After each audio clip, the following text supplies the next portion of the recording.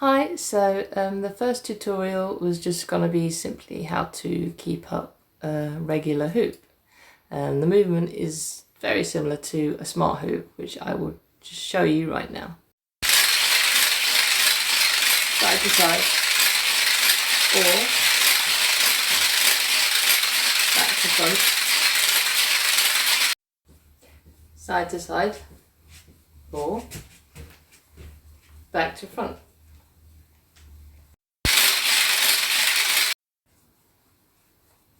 So that's the movement, it's basically the same. So, but keeping it up, obviously with the smart hoop, it's never gonna fall. So with the hula hoop, you're more conscious of it dropping. So you can either stand with your feet apart, and then like I said, side to side, or you can stand with one foot in front of the other, and then back to front.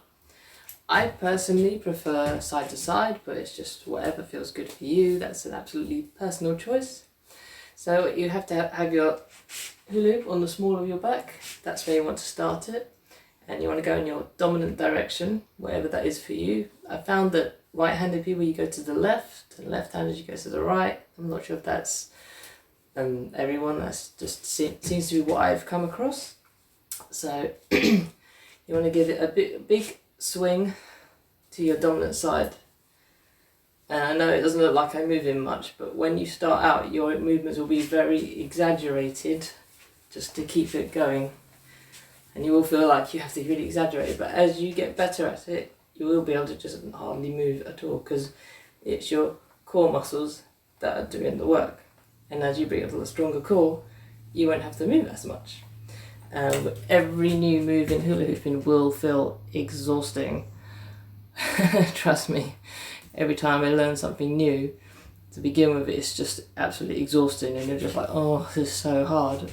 Once you get the muscle memory kicks in, then it will just feel easy. I know I'm just making it look easy, but I've been doing it for, since March last year, and I just really can't stress enough how much it is just to do with practice, and consistently practicing over again, and then it will seem like you're not getting anywhere. Then one day it will just click, and then you'll be able to do it. And I promise you, if you don't give up, then you will get there. And I know I can stand here and you're like, oh, that's easy for you, you can do it. I get it. I was a beginner once. I've got videos of me just dropping it all the time, and I got really, the first tube I bought, I got so frustrated with it. I was just like, I can't do this. So just stick with it, because if you stick with it, then you will be able to do it. There is a trick to bringing the hoop back up if it starts to drop. So if it feels like it's dropping, you can dip your body and bring it back up. That takes a little bit of practice too. So if it starts falling, dip, speed up, and then you can bring it back up. So it starts to fall, and you dip, speed up. Most of the time when it falls, it's because you've sort of slowed down. So if I start slowing down, then it's just going to fall, and then to bring it back up.